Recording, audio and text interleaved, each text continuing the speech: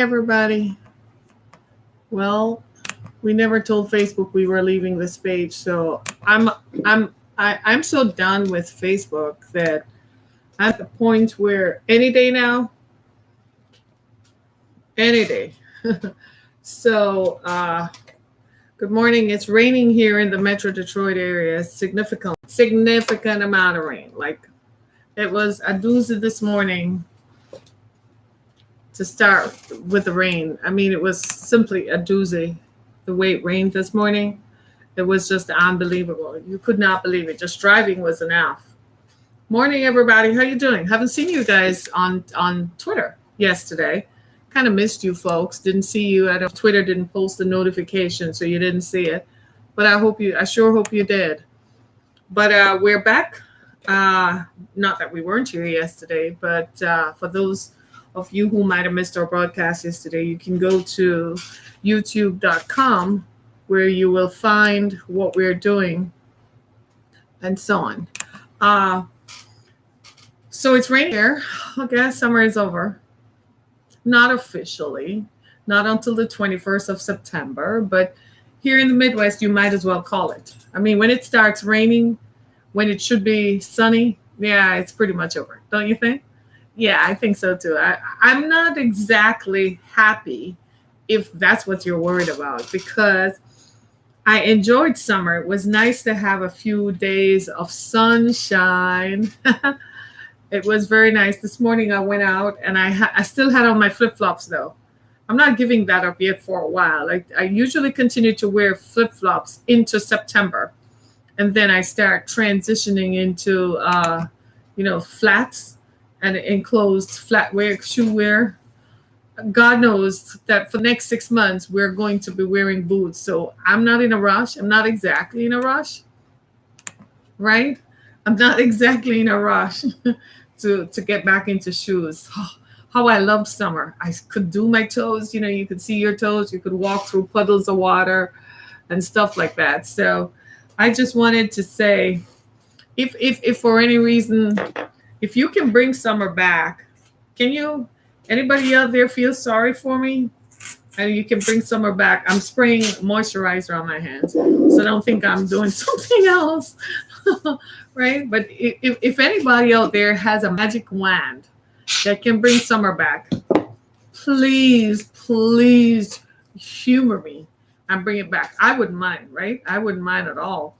This morning, my commute would have normally taken me on the freeway, I-696. If you go to my Twitter feed, you'd see me talking about it. But I was anticipating that because of the water on the road, that speedy drivers would be speeding. So I didn't take the freeway. I'm like, I'm not in the mood for that this morning. So I took the mile roads, the neighborhood streets, to get to where I'm going. And luckily I did because, yes, at 696, I'm in Michigan, right? Southeast Michigan. And I kid you not, go to my Twitter feed and you'll see where MSP, Michigan State Police, posted a picture of a crash that happened. You're in St. Clair County. Awesome, right? Awesome. I'm in Wayne County. And go and look at MSP's feed and see what that picture looks like. 696 in Greenfield. Dude, unbelievable. Totally unbelievable. I mean, can people just chill? I don't know. Is it me? Is it just me or is it you and I, right? Is it just us that we're driving normally on the roads, but everybody else is it's like they're using the roadways as if it's a crash course. Like they're just learning to drive. I kid you not. And I grew up driving on dirt roads, right? With stick shift. That's how I learned to drive. Stick shift on dirt roads. Anybody? Up 90-degree hills? Anybody else? So for me, driving was an adventure. I'm pretty sure that's how you would look at it, right? Hairpin bends over ravines over there, and the road is over here, like what you see in Europe. The country I grew up in, Europeans built the roads. And for some reason, Europeans like to build roads around hairpin bends. Americans tunnel straight through the mountain. I kid you not. American roadways go through the mountain. Europe, they like to build around the mountain. And the rest of us are like, Like what? So the country I grew up in, you drove around the mountains. So you're going down there, you go around the hairpin bands. So that's how I grew up. That's how I grew up learning to drive. That's how I drove for a long time. So then I come to America and the roads are straight, beautiful. But apparently everyone else thinks so, right? So everyone else thinks the roads are beautiful. And so they drive at top notch speed. It's like top speed. It's like max speed out here, right? And frankly, the speed limit is 70 at any given point. So you're like, if you're doing 70 and they're killing you, they're doing 100 because they are crazy out here. Recently on 696 at that same interchange where the accident happened between Greenfield and Woodward I'm going east on 696. And this dude in a pickup truck locked me out so I couldn't get over. Then just as I was getting over, this other dude in a car is coming and is switching lanes. He's just going and diverting through lanes. Almost took me out. Unbelievable. When I got my car, you turn the wheel so that the car turned. That's why I don't like driving cars. I prefer SUVs, right? And my daughter had my SUV, so I was driving her car, right? I don't like cars. I don't like driving cars here at all because they move too fast. And the way they build cars today, I don't know if it's just me, but the way they build cars today, the wheel is too thin. Anybody else having that? I mean, the wheel just spins around and around. That's why there's so many crashes. The cars are too light. So you get in a crash and nothing is left. I don't like cars today. I think everybody needs to drive a truck, either a pickup truck or an SUV, and all in agreement say amen, because the cars are not built to withstand impact.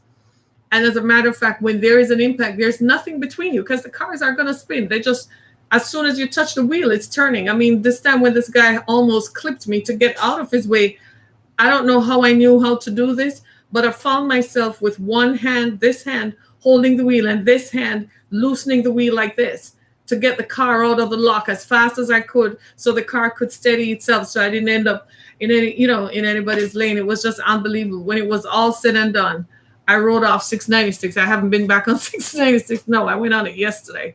I didn't drive on 696 for a couple of days. I was like, this is crazy, because it was like the third time in 3 days that I had successive interactions at that intersection between Greenfield and Woodward. Something wrong, either with the configuration of the road. Perhaps that's the problem, because the road through there kind of winds. So maybe something is wrong with the configuration of the road. I remember some years ago, we complained about I-275 between Ford Road and I think it was either 7 or 8 Mile. And they finally did something about it. The engineers did something about it because there were way too many accidents. I think they might need to look into 696 because there are way too many accidents. I've told my children, do not take 696 anytime. Take the mile roads. Avoid it if you have to. If they're going to St. Clair County, my daughter works in St. Clair County. If you're going there, take 94 to get around it. I kid you not. It's just amazing, right? So we're talking about gun violence this morning. And I wanted to, I should have posted this, but it's on my Twitter feed from Sunday. As soon as I come on air, Comcast hates me. My feed goes bad. Can you believe it? I just started. I don't know why Comcast does this. I'm going to make a note to complain to them, right? Because this is just crazy. But anyway, I saw this and I was resting and I was reading through my feed and I came across an article on the New York Times that talked about the prevalence of guns and how guns from America are showing up in other countries. So at first I just thought writer who was just making stuff up or they were just saying something to catch headlines. But in fact, what they were saying is true. I read the story through and through. And what they're saying is that they used one instance of a Browning automatic. Is that what it is? Browning automatic that was found in Jamaica on Brianna. when they asked the police, the Jamaican police, in concert with the Federal Bureau of Investigation here in the US, to help them to determine who owns this gun, why this gun is recorded in North Carolina, who no longer is alive. He didn't, before he died, he didn't report the gun as being stolen. So nobody knows how on God's green earth did that gun end up in Jamaica and is recorded in the deaths of 9 people. That completely blew my mind. And apparently that is not an unusual scenario. The Jamaican police went on to say how these guns are guns that apparently are purchased here in America. So federal law says that there's a history of gun ownership. It's forbidden, right? Second Amendment. They're not required to report if guns are missing or stolen, or they didn't sell. They had guns from like 20 years ago and they didn't sell it. The guns just kind of just reappear. We know that because the guns reappear in the inner city, right? Across the country, gun violence is prevalent. But here's the thing. Morning, Harriet. Morning. Somebody calling me all kinds of names there over there. Lord help us. But anyway, but do you see what I'm saying? So gun violence being prevalent here in the US, suddenly we're finding that the same guns are responsible for crimes in other countries. Jamaica is not unique. They're also saying the same report says those guns have shown up in other parts of Latin America and in Central America, especially in Central America. Mexico complains a lot about the drug trade and the gun trade. It seems they go hand in hand. Drugs, guns. The drugs come this way, the guns go that way. In Jamaica, they say they don't have a drug problem anymore because they got rid of all the people who ran the drug trade. So they don't really have a problem. What they really have a problem with is just violence, is that people have an issue and they resolve it with a gun. Now, you ask yourself the question, if they didn't have guns, then what would they have used to resolve the conflict? They probably would have done the old fisticuffs where they exchange fists and probably throw something at someone or whatever. But the fact that there is an ease and an easy access to guns dictate that a lot of feuds, a lot of disputes, a lot of just simple innuendo, simple misunderstandings and miscommunications are finalized with guns. It's the same thing we're seeing here in the inner city. Here, not just in Detroit, but in Baltimore, in Compton, in Miami, and in other parts of the US, wherever there is a dispute, a common dispute between family or neighbors or friends, that dispute is finalized with a gun. We're not talking about mass shootings that's a whole other beast, right? Those are specific where one person goes and takes a gun because he's angry at someone or he's angry at a corporation or angry at a group of people in a corporation. We're talking about just guns. You and I buy a gun, and then we take the gun to a gun show and sell it, or give it to a gun store and sell it, and then the gun shows up somewhere else in a whole other country, responsible for the deaths of other people. We do have a problem with gun violence, and we cannot no longer say, well, I have a right to own guns, you have a right to own guns, but guns are used to kill people. And the people who are used, guns are not firing themselves. The last time I checked, even with the automatic and semi-automatic, you kind of have to wire it up and then kind of click it for it to start becoming automatic or semi-automatic, right? So guns are being used by people to kill people. And the ease with which people can get guns is the problem. We have a problem with violence, but we have a problem with guns. Now, that is not to say we don't romanticize how America began with the wild, wild West and so on. We've all watched Westerns. I mean, you grew up watching the violent culture and the gun violence was par for the course. That was how America was. That's how we resolved disputes in the West. That's why we called it the Wild West, because it was a bit wild back then, right? But we have outgrown that. We have better means of communication today. Talk to each other through social media. We have added tools that we can use to talk to people. we have initiatives so we can talk to each other a little bit better, I would think, than by solving disputes with a gun. I mean, I was just reading something on my Twitter feed here in Michigan. The Michigan State Police were conducting, they were just apparently just driving down 8 Mile and Van Dyke one night. Thank God they did. They were just driving down the street. Well, while they were driving down the street, they saw a car. They flashed the car. They pulled it over, and there were weapons in the car. Who knows what those weapons were on their way to doing? There were 2 people in the car, and the police apprehended the people and took them in for questioning. They had guns that were not registered, guns that were not licensed to the people who were carrying them in the car. Do you understand what I'm saying? If they had not stopped them, who knows what we would have read in the ensuing reports the next day. It seems to me that we have a problem with guns. I don't know if there is something in our issue, if there's something in our psyche that says, as Americans, the only way we can communicate, the only way we can solve any dispute, the only way we can do anything is with guns. I don't know if that's our problem. I don't know if we need to revisit what we stand for. I don't know if we need to perhaps come to a moment where we say, well, I believe in the right to carry arms just in case somebody wants to attack me.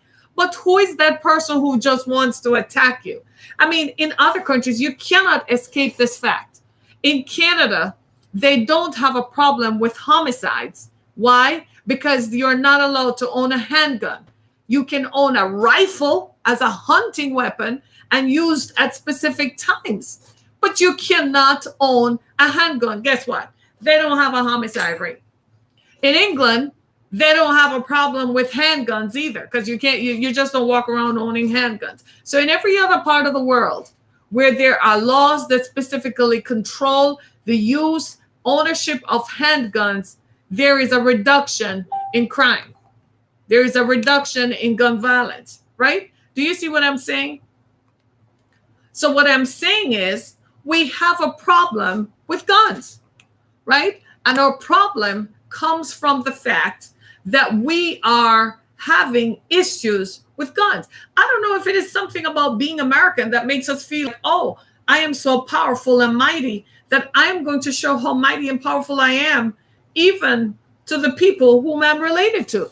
I don't know if that's our problem. Maybe it is. I'm not so sure. But what I do know is we got to do something about this. We can't just continue to shoot one another. You don't know this, you would know this, but personally, I'm terrified. These people who freeways and who drive like crazy on the freeways, I ain't talking to nobody. I'm not talking to anyone. If my neighbor has an issue, I am not talking to nobody. Why? Because today people resolve their disputes with a gun. And here's the problem with a gun. Once the gun is released, that you can't retract that bullet. Once you pull that lever and you pull it back and it's cocked and ready, you can't retract that bullet. So therefore, I'm not talking to anybody, because people will go in their house, they'll go in their car, and they'll bring out a gun in order to settle a dispute. We have a problem with guns. It perhaps is embedded in our psyche. I don't think it just happens by chance. I think it's the way we think about ourselves. I think we think that, well, we're big and badder than everybody else in the world. I mean, the government has its guns. The government and the military has its guns. The police has its guns. So me as a private citizen, yeah, I should have my guns too. Who am I going to fight? My neighbor? My family? That's who I need a gun for? Or am I having a gun because I anticipate an intruder will come in? That's what we tell ourselves. But the real truth is, we use the guns on someone else. 94% of women killed in America are murdered by guns. Guess what? 94% of those same women are killed by someone they know.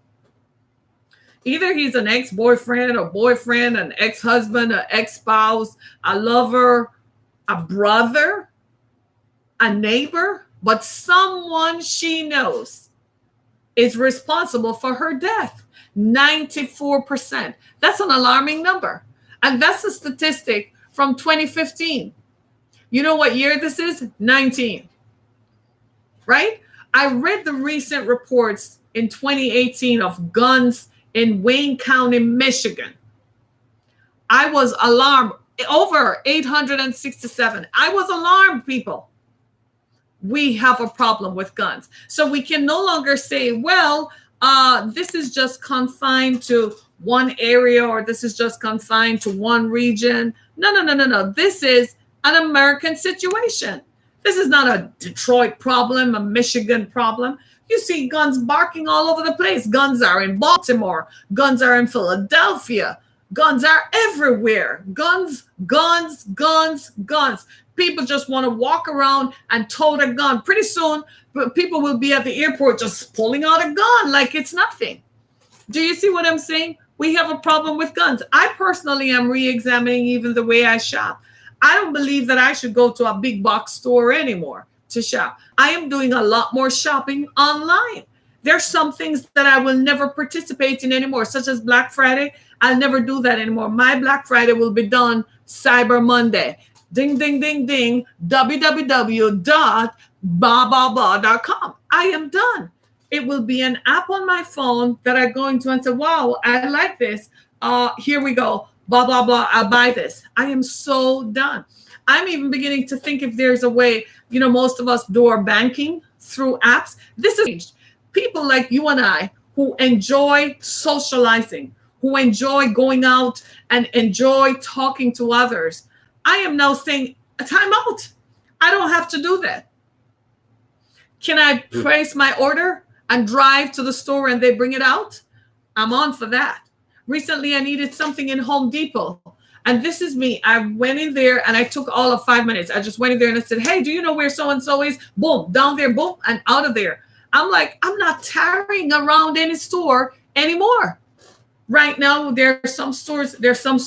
I enjoy the retail shopping experience like everybody else. But seriously, I'm not really a participant. We went to Indiana. Hey, everybody on YouTube. Hey, Gavinson, how you doing? Good morning. Nice to see you. I went to Indiana, believe it or not, a couple of days ago, right?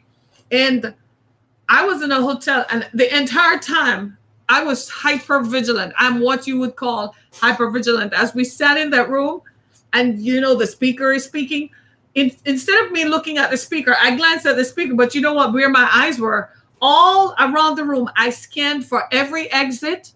I told myself, if something starts happening, get onto the table. I kid you not. I said, that's the nearest exit. That's where the car is parked. Just grab your purse and run. I kid you not. That's how hypervigilant we have all become. Is it my fault? No. Is it your fault? No. We have been socialized now to believe that there will be guns somewhere in America. I am sorry for recording artists and performing artists. I ain't going to no public concert. Another thing that I like? Sports events. I'm not going to those either. Why? I'm just telling you. Why? Because of guns. This is not terrorism. This is domestic terrorism that has domestically terrorized me domestically. Do you understand what I'm saying? Because now I have to rethink, how do I perform my duties as a citizen, and how do I carry out my activities that I want to do? I go to the gas station and I'm pumping gas and I'm looking around. I'm doing a quick scan of everybody, like just standing there looking like I'm not really doing anything with this look on my face. If you talk to me, you're dead. I'm not smiling like, hey, how you doing? How's it going? Those days are gone. No, I'm looking at you like, don't talk to me. I don't want to engage. I want to be out of here quick, fast, and in a hurry. Right? I went to the dentist a couple of days ago and I'm like, dang, I don't want anybody to see me. Pin my hair up, turn my face all kinds of different ways. I don't want to be targeted. We have a problem with gun violence. So what are we going to do? So now we have all these guns, right? Don't you think at some point, is it going to help us if we have a national registry of guns? Is that going to help solve a crime if the gun is used in another jurisdiction, someplace else? Perhaps. I'm not even sure that that's really what is going to solve the problem, is having a national registry of guns or requiring everybody to register who owns the gun. I think what we really need to do is, before we sell somebody the gun, is do a background check on them. Are you normal? Because some of these people are real mental. You don't believe me? Yesterday, So you live in St. Clair County. Okay. So yesterday I'm coming from St. Clair County, and I took the mile road, right? I took one of the mile roads, and I'm driving towards Southfield, coming back this way. And all along the road, the route, my daughter was driving behind me. So unknown to this stalker, my daughter was behind me. And this person was weaving in and out of traffic behind me, in front of me. It's almost like if I accelerated, they would jump in front of me and stop. If I went around them, they would come back around. I kid you not. But I was well rested, so I wasn't even. I just thought they were just an annoying, motorist, right? I kid you not. I kid you not. I decided, I put my indicator on to turn onto Lasser Road, and the person did the same thing. So I was like, okay. It narrows to one lane. They stayed in front of me. When I went into the next lane, they went in, sped up, and got in front of me. I got to my destination, and I'm about to turn onto another road, and they turned too. That's when I began to notice that I'm like, this is crazy. I went into some place to get something done, and when I got there, I sat in there, and my daughter said, Mom, wasn't that creepy that woman was following you all the way from over there? And I'm like, yeah, people are weird and creepy. I don't know why she kept jumping in front of me. Well, would you believe, by the time I sat down, guess what? She came in and sat down right beside me. I was like, people are mental out here. I'm like, where are the doctors? You are all not giving people their meds or something. What happened to the insurance that people have? People need their meds out here. Can you imagine?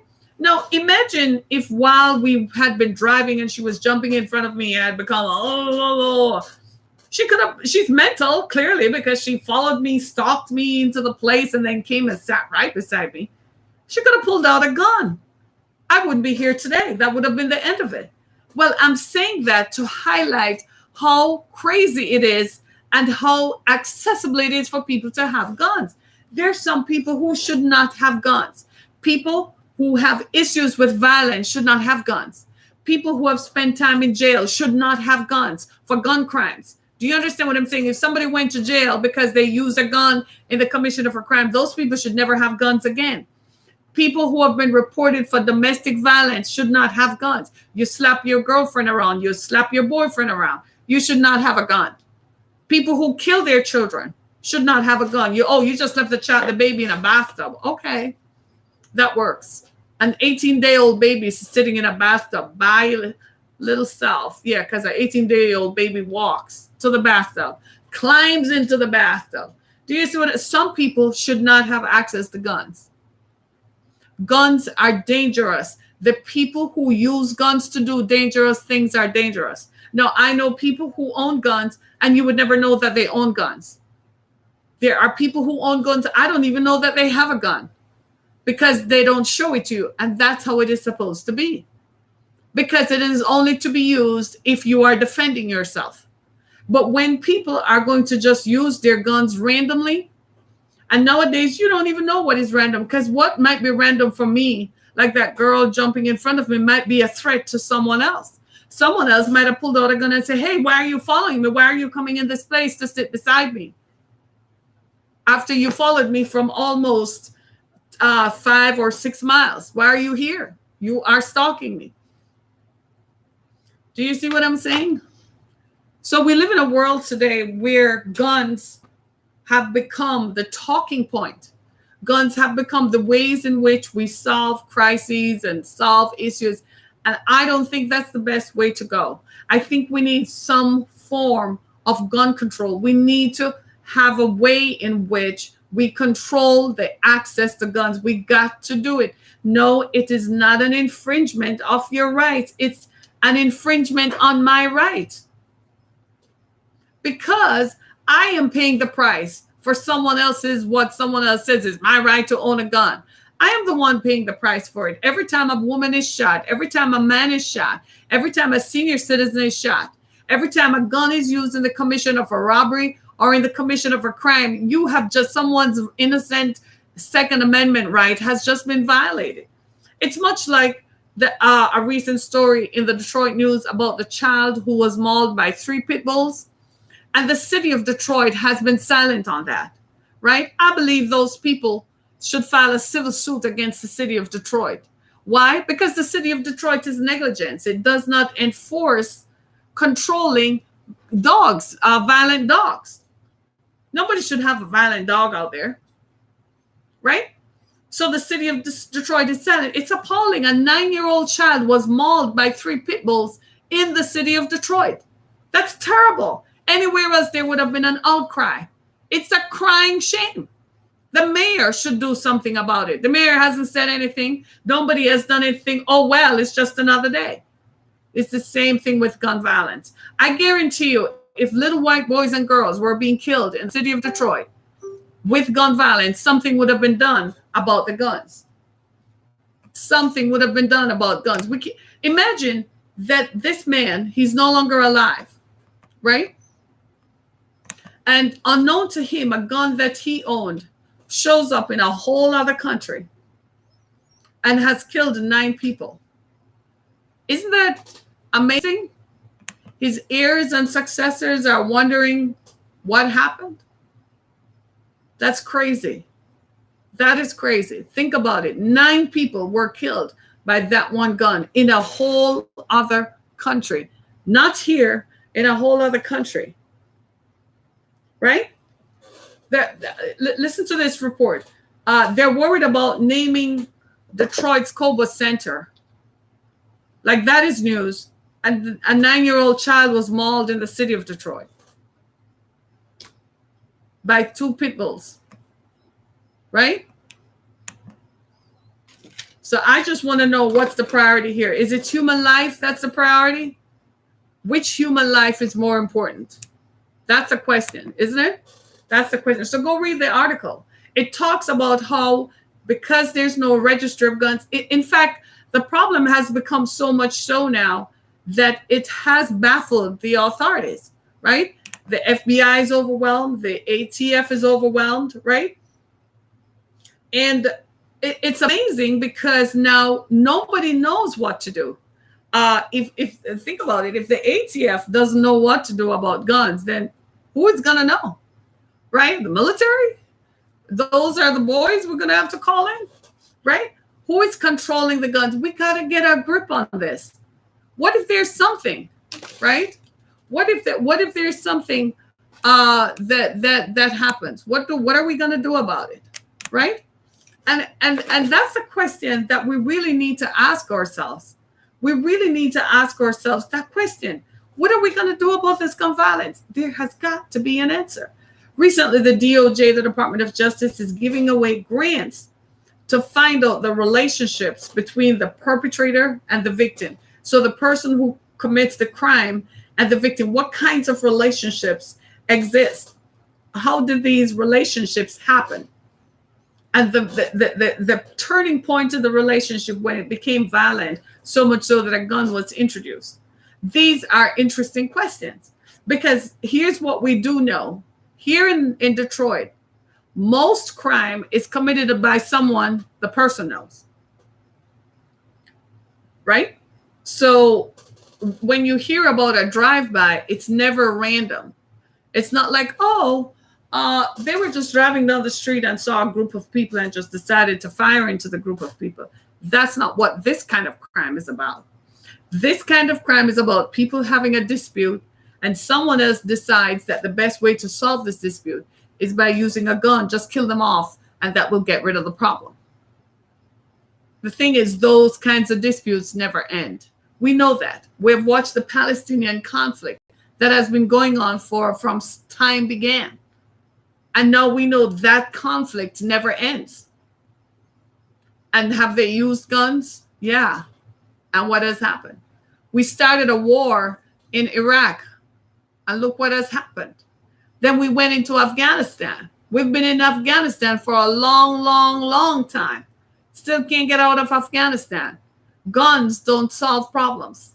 Guns do not solve crises. Yeah? We had World War II, and they used a lot of guns, and the guy with the biggest guns is the one who won the war. You know who that was? Uncle Sam. Yeah. The guy who wears the red, white, and blue tall gallon hat.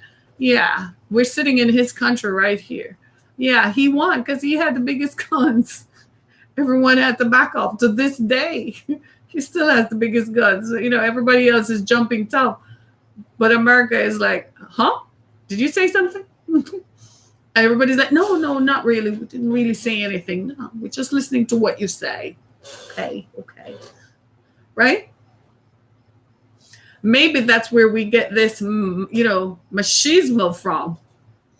And this feeling of being Superman. That we think now we're going to turn the guns on ourselves. The guns we're supposed to use to defend us from foreign attack. It was not supposed to be used on one another. Right? That man down in North Carolina who bought that Browning pistol, he didn't intend to use it on anybody. He just bought it because he liked it. And maybe he was going to use it on his farm. He was a farmer. He was going to defend himself, or maybe he had to kill a cow one day that was in distress, or a horse. He had no idea that his gun would end up in a country he had never been to, had nothing to do with, where it would be listed as having been involved in the deaths of 9 people. One gun killed 9 people. I just wonder, here in the city of Detroit and in other cities around the country, if they were to trace guns, what would that story be? What could the telling be? Now, you might be a gun owner. Pull your gun out. Have you ever ran a trace on the serial number of your gun and find out if it's ever been involved in any kind of thing prior to you owning it, if you are not the original owner? All these guns that are barking in cities all around the country, where young people are dying like flies, young Black people especially, just dropping dead, just being killed, boom, boom, boom, boom, boom, all day, all night, waving their own kind of genocide, funneled by people who support an alter economy that is profuse with guns, but makes a lot of money for some people. I wonder what would happen if they were to run a trace on those guns. What kind of stories would it tell? This is why I don't talk about these kinds of issues. Do you see why? Because there's no end to it. It's heartbreaking to talk about it, because it's going to happen even when I talk about it. I'm going to be done today, and by the end of this night, somebody's going to be killed by a gun. Or guns right here in the city of Detroit, right here somewhere in Southeast Michigan, somewhere in Flint, right here in Michigan, somewhere in Baltimore, somewhere in Miami-Dade County, somewhere in Compton, somewhere in Philly, right? Somewhere in Bronx or Brooklyn. Somebody is going to be killed by a gun before this broadcast is over. Guns are firing. People are threatening their girlfriends, their ex-girlfriends, their baby mamas, their baby daddies, their loved ones, their brother, their sister, their friend they went to high school with, didn't go to high school with, played on opposing football teams, threatening somebody with a gun. Guns do bad things, right? We got to admit, the people who have guns, seems to me that they're not having guns for entertainment. Seems to me they're not having guns to defend themselves. Seems to me that those same guns are showing up in inner cities and are killing people off. They're showing up in other countries and people are dying. And you and I can say, well, not my problem. Not going to happen to me. Not going to happen to my loved ones. Why should I care? We're paying for it. Healthcare costs. People are traumatized. Trauma leaves people mentally unbalanced. They claim on insurance. Loss of work days. If there is a cost, we're now all significantly traumatized. If we're in a public space and we hear a funny sound, everyone starts ducking. You hear any kind of sound, everyone turns around and looks like, what was that? Time to go? Time to run? We're traumatized, right? We're all dealing with secondhand trauma from all the gun violence we've witnessed. Look at mass shootings, for instance. That's a significant gun violence event. We're all significantly traumatized as a result of that. And yet, Right now, somebody is buying a handgun and they're telling somebody who is selling them, I need it for security. I need it to feel safe. Can I just tell you something? Having a gun does not make you feel safe. You might think that if an intruder is coming in your house, you may be able to stop them with a gun. That is if you wake up in time.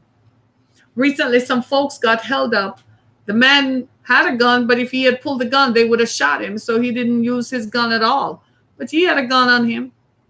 If he had taken it out, they would have shot him and his family. So he chose not to pull the gun out. Guns do not save people. Guns hurt people. And we're hurting. Collectively, as a nation, we are hurting. It's time to put the guns down. It's time to end gun violence. Too many people have been killed. Yes, it's somebody else's niece. Yes, it's somebody else's daughter. But when you see the images on TV, don't you say to yourself, I'm so glad it wasn't me? So it affects you. And you can say, well, it only affects those people, and it's only those people, and it's because they're poor, or it's because they're bad, and inherently they're bad people. That's why it happens. But doesn't it affect you just by you talking about it? So you're not impervious to it, nor are you immune. It affects all of us. And it's time for us to put the guns down.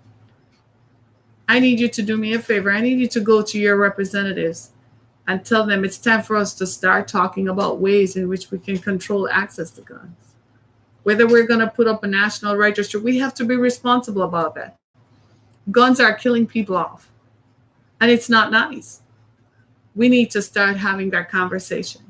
Whether we make other suggestions than ones that are currently there, I'm pretty sure they'll be open to the suggestions. But go to your state representative, your U.S. congresswoman or congressman, your U.S. senator, and your state senator. That's where it happens at the local level. Go to your city or county commissioner, right? Some of you live in cities that have city commissioners. Sometimes it's just a county, right? Go to your county sheriff's website. Let them know that it's time for us to put the guns down. Find out what these folks are interested in. What are these people running for? What's their agenda? What are they thinking? And tell them it's time to put the guns down. Enough, right?